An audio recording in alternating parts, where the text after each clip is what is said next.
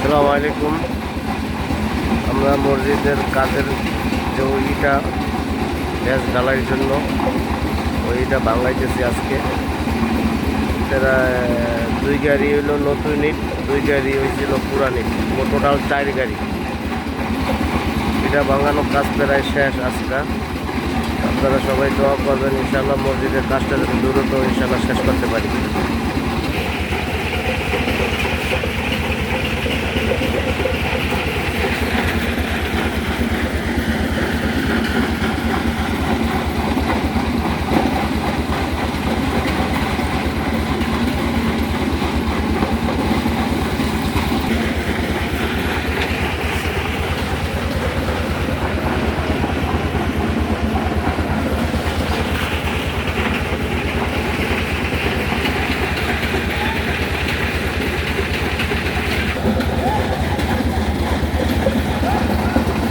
আমাদের মূল মসজিদের কাঠামো হইল এইটা।